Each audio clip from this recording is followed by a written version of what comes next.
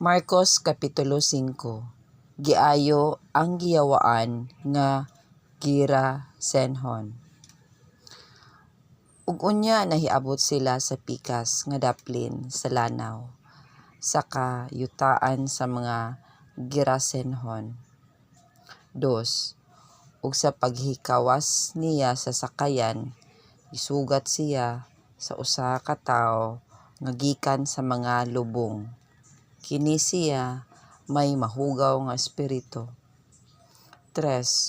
Og nagpuyo sa mga lubong ug wala nay bisan kinsa pa nga makagapos kaniya, bisan pa ni agig talikala. 4. Kaysa makadaghan na gipusasan siya sa mga tiil ug siya gitalikalaan, apan igo lang niyang putoon ang mga talikala ug balion ang mga pusas, ug walay bisan kinsa nga arang makabuntog kaniya. 5. Magabii ug maadlaw adto siya sa mga lubong ug sa kabukiran, magsinggit kanunay ug magbunog sa iyang kaugalingong lawas pinaagig mga bato. 6. Ug sa kaalingat niya kang Hesus gikan sa layo, siya midalagan ngadto kaniya ug misimba kaniya. 7. Ug nagsagit sa makusog nga tingog nga nag-ingon, "Unsay imong labot kanako, Hesus, anak sa labing halangdong Dios? Tungod sa Dios, mangamuyo ako kanimo. Ayaw intawon ako pagsakita."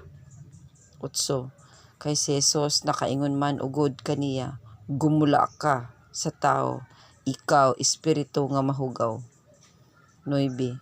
Ug si Hesus nangutana kaniya, "Kinsa may imong ngalan?"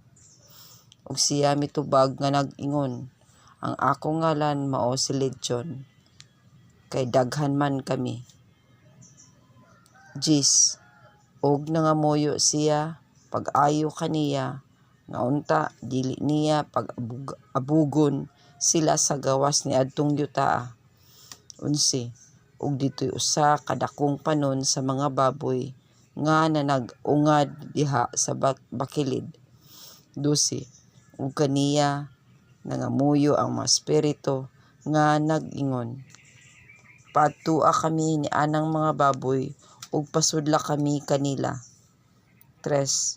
Ug iyang gitugutan sila, ug ang mga mahugang espiritu nanggula gikan sa tawo ug misulod sa mga baboy.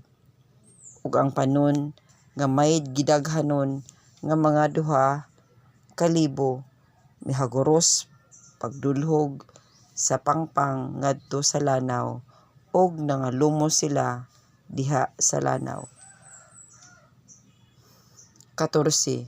Ug nanalagan ang mga magbalantay sa mga baboy ug ilang gisugilon si kini sa syudad ug sa banika. Ug midugok ang mga tawo aron sa pagtan-aw kun unsa ang nahitabo. 5. Nangadto sila kang Hesus ug ilang nakita kaniadto giyawaan nga naglingkod didto ang tawo nga may legion nga nanagsinina na ug maayo nagpamuot ug sila nangalisang. 16. Ug ang mga nakakita niini nanugilon mahitungod sa gidangatan sa giyawaan ug sa mga baboy. 17. Ug misugod sila sa pagpangamuyo kang Hesus sa pagpahawa sa ilang kayutaan. 18. Ug sa nagsaka si Hesus sa sakayan, ang tawo nga kaniadto giyawaan nangamuyo kaniya nga unta makakuyog siya kang Hesus. 19. apan siya wala mosugot ug miingon kaniya, pumauli ka sa imong balay, ngadto sa imong kahigalaan, ug isugilon mo kanila unsa kadako ang gihimo sa Ginoo alang kanimo. Ug giunsa niya ang pagkaluoy kanimo. 20. Ug milakaw siya ug didto sa Decapolis misugod siya sa pagpanugilon unsa kadako sa gihimo ni Jesus alang kaniya. Ug nahitingala ang tanan.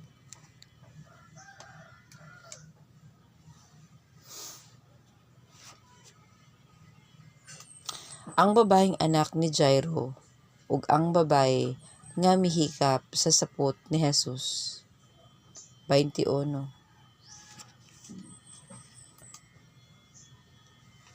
Ug nakatabok na usab si Jesus sakay sa sakayan ngadto sa pikas nga daplin.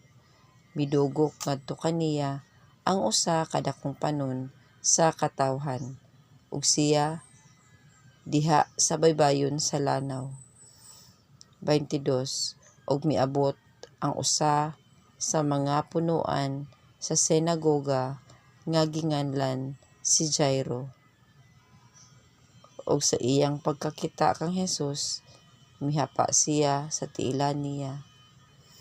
23. Ug kaniya nangamuyo siya sa hilabihan gayud nga nanag-ingon, ang akong batang babae himalatyon, adtoa og itapion ang imong mga kamot diha kaniya, aron mamaayo ug mabuhi siya. 24. Ug siya miuban kaniya. Ug mikuyog kang Jesus ang usa kadakong panon sa katawhan ug nanagdutdot sila kaniya. 25. Ug dihay usa ka babaye nga gitalinog-an sulod na sa napulog 2 ka tuig. 26. Ug daghan na ang gipaantos kaniya sa daghang mga mananambal. Ug ang tanan niyang katigayunan nahurot na niya gasto. Ngani wala siya mamaayo, hinunua misamot siya pagkadaot. 27. Ug sa pagkadungog niya sa mga gikasugilon mahitungod kang Jesus, miduol siya sa iyang luyo taliwala sa panon sa katawhan ug gihikap niya ang iyang sapot. 28. Kay siya nag-ingon, kung makahikap lang ako sa iyang mga sapot, mamaayo gayud ako. 29. Ug diha mitang-on ang iyang talinugo ug gibati niya diha sa iyang lawas nga siya naayo nagikan sa iyang sakit. 30.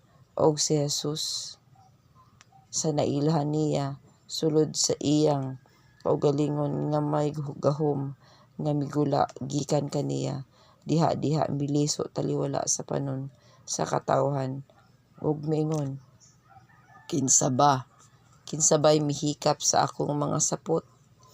31. Ang iyang mga tinun-an miingon kaniya, nakita mo ang tanan sa katawhan nga nagadutdot libot kanimo, ngani mangutana pa ikaw, kinsabay nihikap kanako? 32. Ug siya miliraw sa pagtan-aw kung kinsa ang naghimo niadto. 33. Ug ang babaye sa hingbaluan niya ang nahitabo kaniya, miduol nga nahadlok ug nagkurog ug mihapa sa iyang atubangan ug kaniya gisugilon niya ang tanan nga tinuod. 34.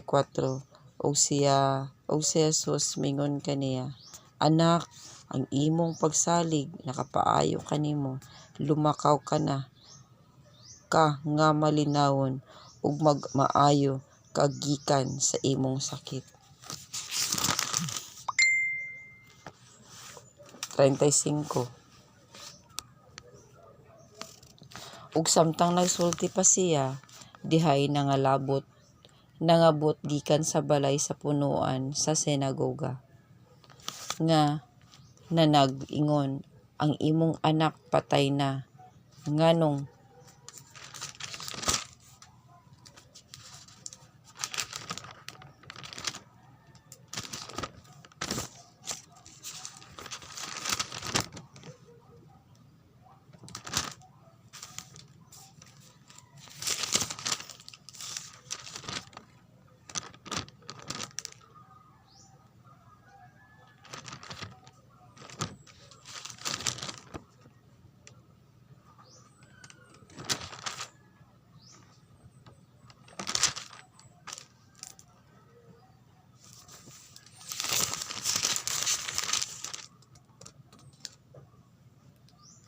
35. Ug samtang nagsulti pa siya, dihay nangabot gikan sa balay sa punuan sa sinagoga, nga nanag-ingon, ang imong anak patay na. Nganong imo pa mang hagoon ang magtutudlo. 36. Apan sa walay pagpanumbaling sa ilang gisulti, si Jesus miingon sa punuan sa sinagoga, ayaw kahadlok, sumalig ka lamang. Ug wala siya gitugutan sa pagkuyog kaniya gawas kang Pedro ug kang Santiago ug kang Juan nga igsuon ni Santiago. Ug sa paghiabot nila sa balay sa punuan sa sinagoga, nakita niya ang kaguliyang ug ang mga tawo nga nagpanghilak ug nagminatay sa makusog.